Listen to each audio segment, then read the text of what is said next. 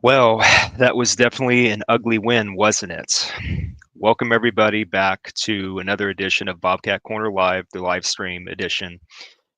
This is Stephen Vitz, and as you guys could clearly tell, good news is that we did win the game, 28-21 over Eastern Michigan at Ypsilanti, Michigan.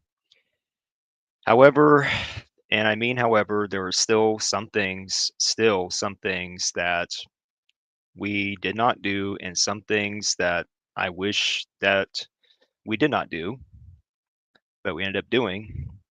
Um, as I said, just to open this, definitely an ugly win, one of the ugliest wins again that I've seen in a while.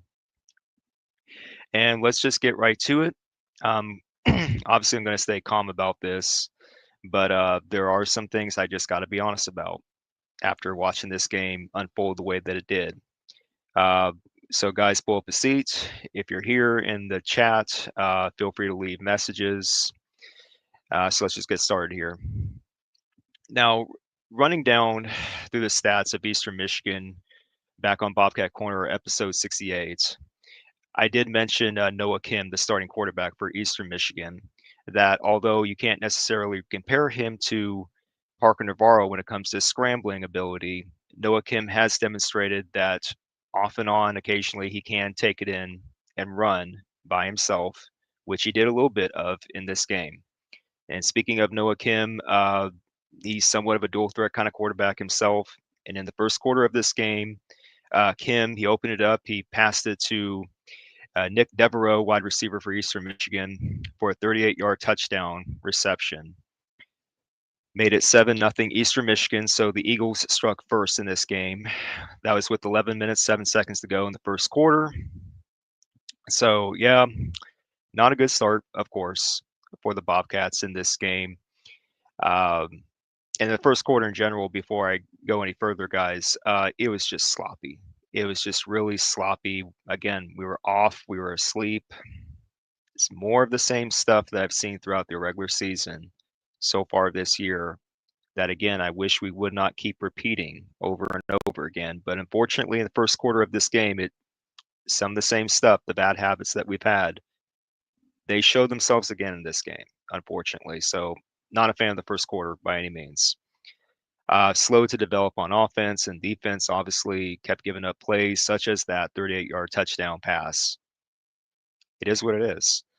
But anyway, as a response, though, the Ohio Bobcats did get back on the board soon after that in the first quarter because of a guy named Chase Hendricks, who has been a stud as a wide receiver for us this year. He had a 28-yard touchdown reception from Parker Navarro. Um, that, that was with 8 minutes and 8 seconds to go. And yeah, tied it up 7-7. So that was pretty good. But also going forward in the first quarter, it was a 14-7 game because Eastern Michigan drove down the field again. And Noah Kim, with his scrambling ability, with his running ability, had a 3-yard touchdown run with 5 minutes, 1 second to go in the first quarter. So there again, we were trading scores a little bit in the first quarter. But clearly, Eastern Michigan was feeling it more than we were when it comes to momentum. And even before that, before Kim punched it in from 3 yards out, he had just an amazing 51-yard pass to Flip, nicknamed Flip Fox. That was with 6 minutes 50 seconds to go. Certain plays like that, and I'm going to talk about it in the review here afterwards. That it's again some of the same old stuff that I've seen from the Ohio Bobcats this year that I wish they just couldn't keep repeating, but they keep doing it. So it's going to be talked about more and more as we go along here. 14-7 Eastern Michigan after one quarter. Okay, but hang with me because it does finally turn around after a while here. Second quarter, we were just trying to drive, trying to get something going. Clearly, we were just out of sync when it comes to offense early on in the game. Um, Interception thrown by Parker Navarro to Tyrell Diener of Eastern Michigan in the second quarter. That was with a minute, 2 seconds to go. Interception after interception towards the end of the first half. Just hard. hard to watch at times, even towards the very end of the first half. And I'm going to say this about the entire game in general. The referees were just terrible in this game. The officiating is just awful. Not just here in the Mid-American Conference, but across the board in college football. Officiating is just terrible. It's clear when you see it, even in the power conferences, officiating is just terrible. But here it was just like really ticky-tack kind of calls that should not have been called. Some calls, I'm just going to say, are just complete BS, in my opinion, which really pissed me off. So with this one, what I'm talking about here, towards the end of the first half, it was like a big uh, last gasp kind of pass by Parker Navarro, which was tipped and then supposedly caught by Rodney Harris II, which could have been a game-tying touchdown score, but that was taken off because of a penalty. Ineligible receiver downfield. That's what the referees called it, which was a BS call, in my opinion, because the offensive lineman was nowhere near uh, the scene of action. So I just don't know what the referees were seeing there. Just a BS call, but isn't that typical about referees and how they handle games sometimes? Anyway, going forward here in the second half, things finally did pick up for the Ohio Bobcats, thankfully. Um, Before I continue on here, special teams was, you know, hit or miss in this game. Not the worst I've seen from special teams, but definitely could be better. But I'm not going to get on the special teams, not going to get on their case too much here, although they still need to improve. Um, Third quarter, again, it was like an 8-yard touchdown run, supposedly, by Parker Navarro in the third quarter, but that was taken off because the referees had to review the call, had to review the play. Under further review, it was taken off because they saw that Parker was short of it. But no matter, C.A. Benguro got going, punched it in from 1 yard out, 1 yard touchdown run, 4 minutes to go. That tied it up finally, 14-14. And just the process of these scores, how they were coming about in this game, guys, it was just honestly, it felt like pulling teeth. The whole process felt like pulling teeth. I know you guys heard that term, but it was just like pulling teeth. Hard to watch at times. That's what happens when you don't have a lot of momentum going and you're trying to find it throughout the course of a game. That's how it feels. But yeah, Bangura punched it in, 1 yard touchdown run, 14-14. Okay, we're tied. Good. It seems like we were finally getting our momentum going in this game and on the road, no less. And then 1 minute, 13 seconds to go in the third quarter, uh, Eastern Michigan's kicker, Rudy Kessinger, attempted a 48-yard field goal and he missed it. No good. So we got a break there, thankfully. Uh, Kept talking about special teams. Well, their special teams did not come through here. So finally, we get a break. And then towards the end of the third quarter, a big play by Rodney Harris II, 49-yard reception. That was with 59 seconds to go. Certain good plays there. I will say this about the Ohio Bobcats. Good thing I'm going to talk about here. Our receiving game was pretty good. Definitely pretty good overall in this game. Both Chase Hendricks and Rodney Harris II, they were both feeling it, both having good games, and that was good to see. I'm glad that we were able to progress there with the passing game in this game. Fourth quarter, let's just get to the fourth quarter here. Chase Hendricks again, 14-yard touchdown reception, 13:36 to go in the fourth quarter. That finally pulled us ahead, 21-14. And again, for special teams, at least we were making our extra points. At least I can say that. We were doing good there with our extra points. 21-14. And also for special teams, I might as well mention this. Magnus Haynes, the punter, haven't said much about him because lately he's actually been doing his job. I have nothing negative to say about Magnus Haynes. He's actually been doing some good work with the punts, pulling off good punts there for Magnus Haynes, kicking it deep when he has to. So he's been progressing. Magnus Haynes, he's on track now as a punter. So good job for him. But then later on, fourth quarter, Eastern Michigan was attempting to get something going. They were driving, and then all of a sudden, a fumble. Noah Kim fumbles the football with 8 minutes, 5 seconds to go in the fourth quarter. Charlie Christopher, have not mentioned his name at all this year. Going to give him a quick shout out here. Charlie Christopher, young linebacker. Um, and he's had to play quite a bit lately because of certain injuries to our linebacking core, which I'm going to talk about as well later on here. Charlie Christopher, he scooped up the fumble. It was just a really big play right there. Really critical when he did that. 8 minutes to go in the fourth quarter because we needed a break. We needed each and every break that we needed in this game. Thankfully, we got it. So, yeah. And then later on, of course, with our special teams, we still got to improve. I'm just being honest. We don't, our kicking situation is just really, it is what it is there. Kind of tired of talking about it, to be honest with you. It's the same old story there. Brack Peacock, he got the call this time to kick field goals this time around. 34-yard field goal attempt, partially blocked. At least that's what the call was, partially blocked. That was with 6 minutes, 6 seconds to go in the fourth quarter. Peacock missed. I'm going to call that a block, so it's not all on Peacock, but again, same old story. You know what I mean? So, yeah.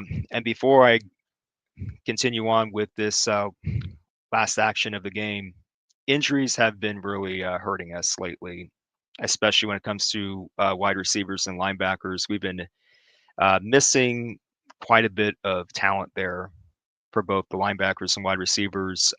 It's going to be a highlight here afterwards. I'm going to talk about in depth here in a minute, but yeah, Michael Molnar, for the record, linebacker, he went out of the game early because of an injury, a leg injury, reportedly. Uh, that stinks. So can't.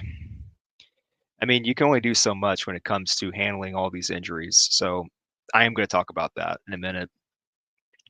But yeah, later on, C.A. Bangura punched in a 2-yard touchdown run with 2 minutes, 15 seconds to go.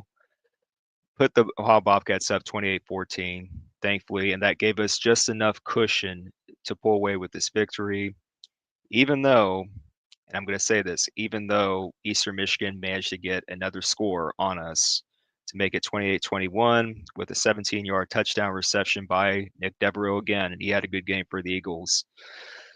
But even before that, it was like another big 30 or so yard reception leading up to that, or I think it was 43-yard reception. Just certain plays like that our secondary just continues to do, and it just bothers me when it comes to our pass defense. And that's going to be another thing I'm going to highlight afterwards. Our pass defense, you guys got to get together. I'm being honest with you. You got to get together, pass defense. But whatever.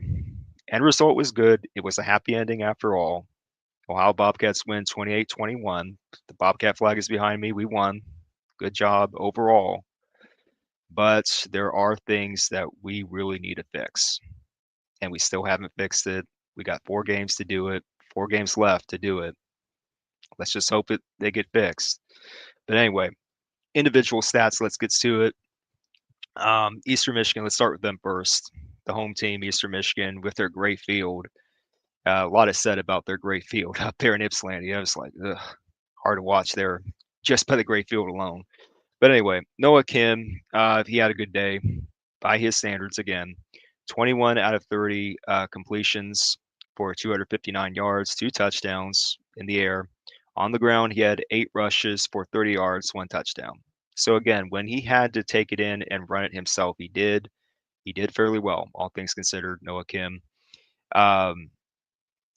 Dante McMillan, he was a guy that I did highlight in Bobcat Corner 68, where it's like, okay, we got to focus on him. We got to focus on getting him down. Which, when you look at the stats here, 10 rushes for 49 yards, that's not too bad. So again, run defense, kind of, sort of, more or less, kind of starting to get it a little bit. The run defense, if I can be just a little fair to them. So 10 rushes for 49 yards for McMillan, not too much of a damaging thing. But yeah, and then Javier Dunlap, a guy I completely did not mention at all. 7 rushes for 33 yards. And then again, wide receiver Nick Devereaux, 5 receptions for 121 yards, 2 touchdowns. So Devereaux was all over the place as the wide receiver for Eastern Michigan. So again, our pass defense, I'm just not happy with them right now. I'm just really, even more so than the run defense, I'm just not happy with our pass defense whatsoever. Got quite a bit to say about them. Yeah. But anyway, so yeah, that was it for Eastern Michigan with their stats. Now Ohio Bobcats. Parker Navarro, 23 of 28 completions for 315 yards, which is good. 2 touchdowns in the air, although he threw 2 interceptions. That's the give and take about Parker Navarro. You're going to get good stuff from him, but you're also going to get gambles that don't pay off from him. That's just what it is at this point. But overall, good and good enough by Parker Navarro. C.A. Bangura, 18 rushes for 100 yards, exactly 100 yards, and 2 touchdowns on the ground. Chase Hendricks, want to feature him a little bit, and I'm going to go ahead and do this. Got to go ahead and do this. Chase Hendricks and Rodney Harris II, those are the 2 guys I want to highlight uh, real fast here. These 2 guys are going to get my shout out here in this banner. Chase Hendricks, what can you say about him? He's one of the best wide receivers in the country, not just in the MAC, but I think in the entire country. And I think it shows. Chase Hendricks, uh, he had, let's see, I think I got that wrong. Hold on a minute. My bad. That's on me. Blunder. There we go. Chase Hendricks had 10 receptions, not 6. 10 receptions for 112 yards, 2 touchdowns. Rodney Harris II, 6 receptions for 103 yards. So yeah, overall, good games by them.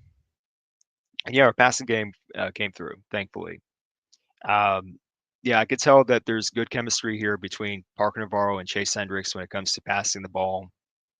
They have great communication, and even as the second option, Rodney Harris II, he comes through when he has to. He had his moments. So yeah, both these guys, they're good. So yeah, I'm happy about that. Uh, when our offense does click, when our offense does click, it clicks. It's when it is in rhythm, things work very well for us. Whereas in comparison, the Ball State game, we just did not have that momentum whatsoever. It just kept doing this downward trend. At least here in this game against Eastern Michigan, it was an upward trend. This game really was like a weird combination of both the Ball State game and the Gardner Webb game.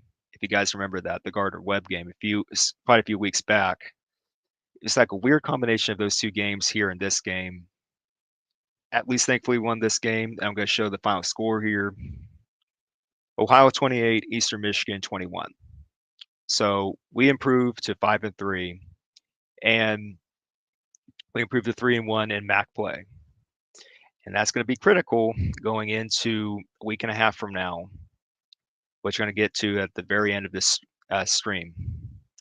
But yeah, Eastern Michigan, I knew they had talent. I knew they had some good things going for them. They had impressive offense, at least it showed. Their run defense, it was highlighted that their run defense was pretty bad. So I can't, in some occasions, I just can't understand why we did not take it to them in the running game. We had to do it more in certain plays that we called. It's like we got away from the run at certain times. Play calling is sometimes suspect when it comes to this. So it's like kind of concerning there. But again, we won the game 28-21.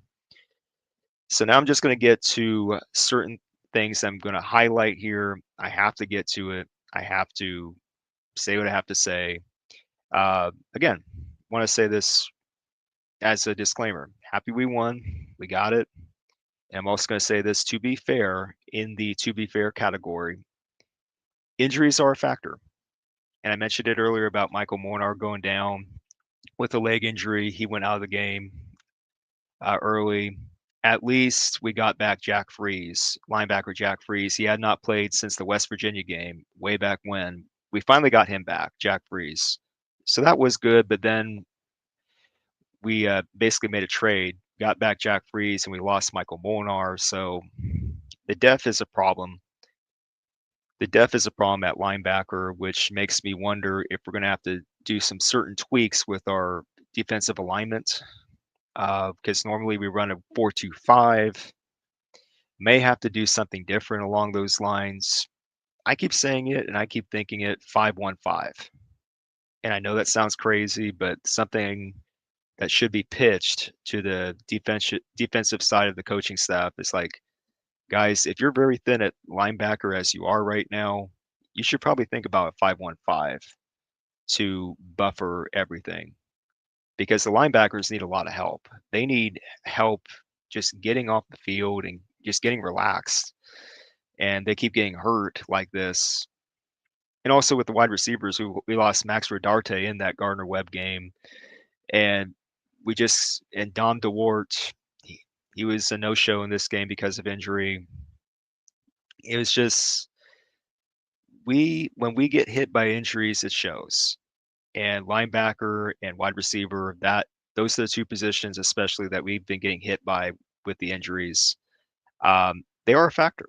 I'm going to be fair about this.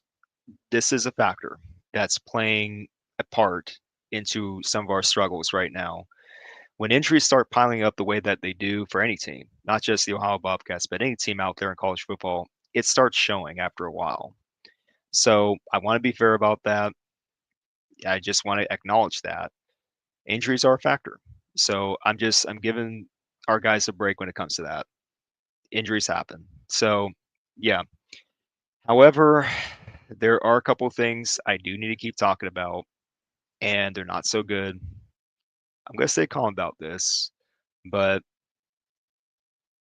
I don't trust our pass defense at all.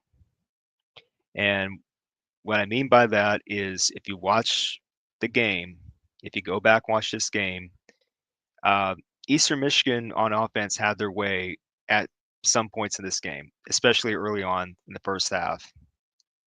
I did not see any improvement from the pass defense, from the secondary. Tackling all across the board has been an issue for the Ohio Bobcats on defense.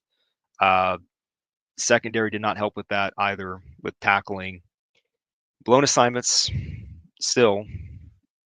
We're 8 games into this season, 4 games to go to clean all this up. No improvement there whatsoever when it comes to tackling, blown assignments, uh, not being able to pick up on what the opposing wide receivers and tight ends are doing.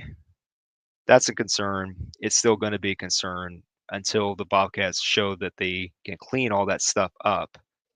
Um, and I don't want to do this. I don't want to be harsh on these guys. It's just that it is what it is.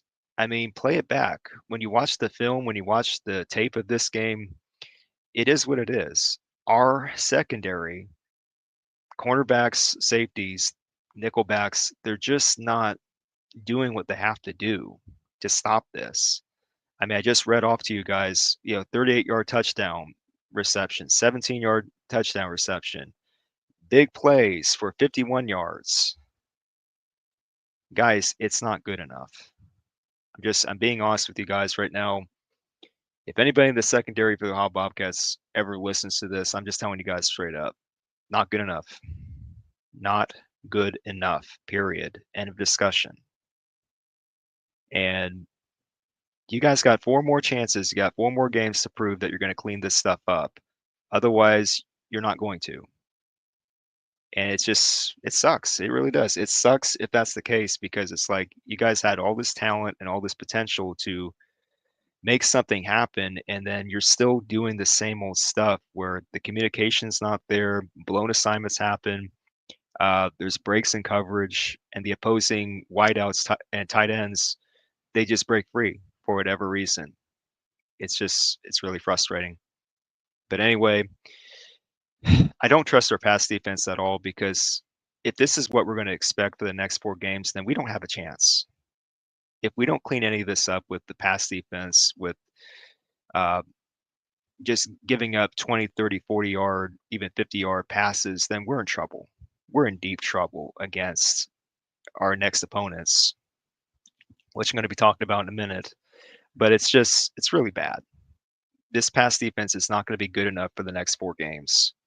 With the only asterisk in that would be the game against UMass, because UMass is no good at all. But other than them, the other 3 opponents are pretty tough, and we better flip the switch. I've been saying it the last couple of games. We have better flip the switch when it comes to intensity, when it comes to mentality, when it comes to preparations. We better flip this switch soon, ASAP. And yeah, I'm rooting for you guys, pass defense, but you got to get it together because what you're doing right now is not good enough. So, and also another thing that I'm not happy about, penalties. When it comes to the yardage, not too bad, but the amount of penalties is still bad. 9 penalties for 52 yards. It still shows me that there's a huge lack of discipline for the Ohio Bobcats as a team. When you commit so many penalties, there's an issue with discipline. And part of that goes back to the coaching staff. And any member of the coaching staff of the Ohio Bobcats listening to this right now, you guys know what I mean. I'm pretty sure you tell your players this before the games start. Don't commit penalties. Don't beat yourself. I hear it all the time from Coach Brian Smith, head coach Brian Smith. It's like, we cannot commit plays. We cannot commit penalties that beat Ohio. We cannot have Ohio beat Ohio. Okay, I get that. But it seems like in the process of everything, in the heat of the struggle, so to speak, it seems like on the surface, Ohio tries almost anything possible to beat Ohio when it comes to discipline, when it comes to penalties. And it's got to stop. I mean, guys, if you really want this, if you really want to have a clean cut path back to Detroit, Michigan for the MAC championship game, this stuff right here that you're seeing on the screen, 9 penalties, that's got to stop. Plain and simple. It has to stop. I'd rather see 3 penalties or just 2 penalties instead of 9. We got to have a much more clean kind of game going forward. And we cannot afford to do this against our next opponents. Just can't. No discipline. We need more discipline. I'm tired of the bonehead mistakes that we make concerning this. I'm tired of the idea that we could possibly lose our cool. Can't do it. Just cannot do it if we're going to be taken seriously as a conference championship contender. Can't do it. So I'm just going to get to this right now. The bottom line is this. As of right now, the bottom line is this. We are not making those, quote unquote, those adjustments. And those adjustments are discipline, mentality, intensity. It's off. It's really off. And there's only so much that you can do when it comes to reviewing all this. And I'm hoping that we get our act together going forward in the near future, because we get all of next week off, which is a partial bye week. But then right after that, November 4th, Tuesday, November 4th, it's going to be the Battle of the Bricks. It's going to be the Battle of the Bricks at home in Athens, Ohio, between the Ohio Bobcats and the Miami, Ohio Redhawks. If you guys have followed me up to this point about the Battle of the Bricks rivalry, you would know how intense that can get between these two teams. It is one of the best rivalries in all of the Mid-American Conference, in my opinion. Battle of the Bricks, Ohio, Miami, Ohio. The teams always bring it year after year. And any member of the Ohio Bobcats football team listening to this right now, I'm hoping you guys get the message soon. Because from now up until then, November 4th, you have got to get into the right mindset. You've got to get into the right mindset about what's going to happen here on November 4th. It's just, I'm not, right now as a fan watching this, guys, I'm not all that confident that we have what it takes to get through this. Um, our next opponent, the Miami of Ohio Redhawks, they're going to have revenge on their minds. Every they're going to have every intention of taking it to us, even though they're the visiting team. They want to spoil everything for us. They're top of the leaderboard right now in the max standings, and they're feeling good about themselves. They're on top of the standings again, Miami of Ohio. Yet again, we have to go through Miami of Ohio. And I just, right now, guys, with the way that we're playing right now, we're not ready for them. I hope we do get ready for them, but right now, I don't think we are. And it's up to you guys, the Ohio Bobcats, to show me and other Bobcats fans that you guys are going to get truly ready for this, that you're going to kick it up a notch. You need to kick it up a notch. You need to take it to the next level in intensity and mentality and more discipline. You need to kick it up a notch and take it to the next level and show Miami of Ohio that you guys are still the top team in the MAC.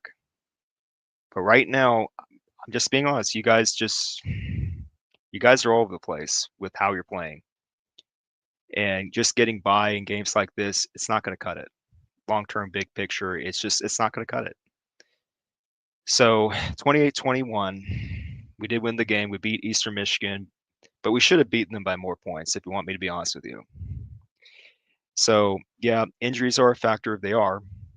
I'm not going to, discount that. But our pass defense has shown no improvement, and they better start improving ASAP. And the tackling better start improving. We need to tackle better. Our offense needs to stay in rhythm. Special teams, we need competent kicking, and we don't have that. We have not had that all year. You need to make field goals. In discipline, we need to stop committing so many penalties. We have a multitude of issues right now that are still not getting fixed. We're not showing enough improvement week after week. Part of that, I'm just going to say it, guys. Part of that just has to go back to the coaching staff. It has to go back to the coaching staff. Um, I'm not putting everything on the coaching staff, but I'm putting part of this on the coaching staff because head coach Brian Smith, Scott Ipswording, offensive coordinator, and John Hauser, defensive coordinator, even the special teams coordinator, they all need to game plan better in certain areas. They need to not only coach up these players, but they need to get these players aware of what's going on around them in the heat of battle during game time. And sometimes I've just not felt that throughout this year. There's something off completely. And I'm hoping it gets fixed between now and November 4th when we host Miami of Ohio. And we better do it.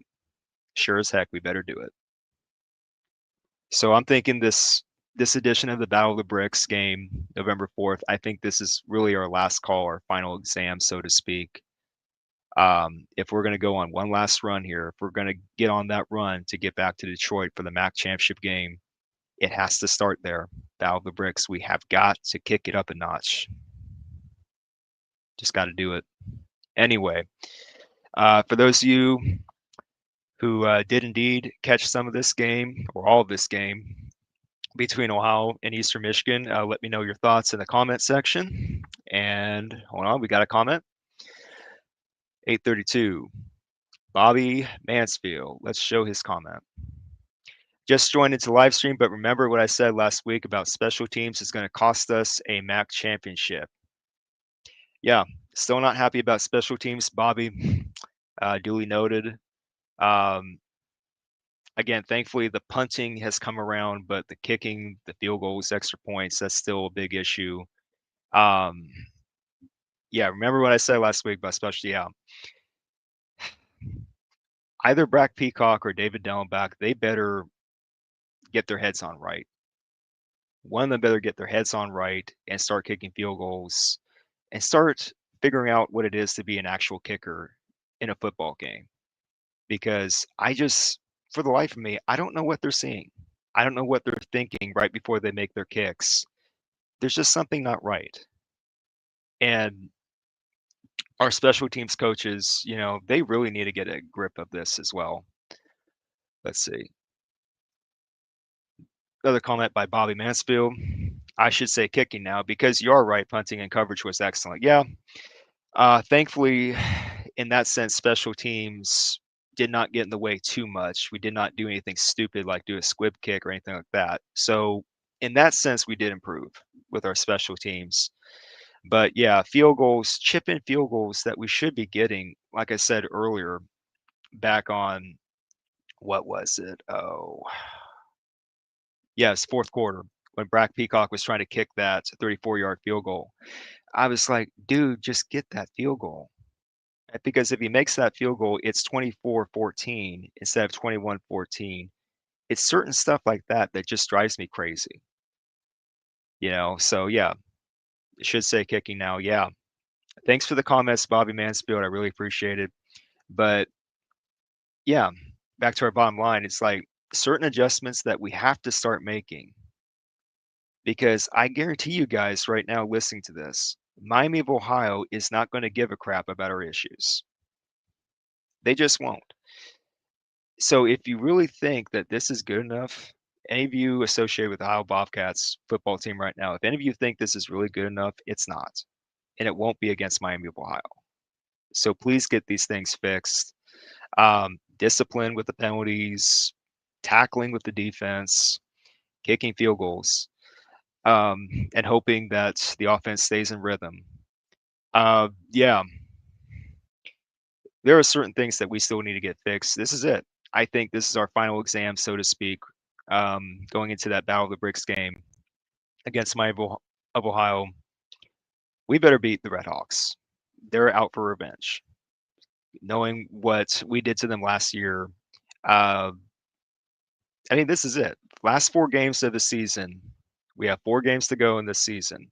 It starts with the Battle of the Bricks. I have something special planned for that. A little bit of something special anyway, planned for that. For regular Bobcat Corner coming up here soon. Battle of the Bricks game against Miami of Ohio. Then the week after that, we have Western Michigan, which played Miami of Ohio tough, by the way, albeit in defeat. And then we have that easy game against UMass, thankfully. That's probably our only guaranteed win there, UMass. And then at the very end of the season, regular season finale, we have to travel up to Buffalo to face the Buffalo Bulls. Even they can give us trouble. But yeah, we have this stretch of 4 games where we got to show once and for all if we're going to be the best team in the MAC or not. That's it. So, yep, I've been long-winded enough. Let me know what you guys think in the comments section below. Thanks again. Shout out to Bobby Mansfield for the comments. Any of you guys that when you make comments, I really appreciate it because it's like it tells me that I'm still making progress as a live stream host. So yeah, Bobcats win 28-21 over Eastern Michigan. Thankful for that, but we still got a ton of work to do. Anyway, feel free to leave comments down below. We'll be coming back soon with a regular Bobcat Corner within the next few days or so. So yeah, let me know what you guys think. This is Stephen Vitt signing out. Take care, guys. Bye. All right.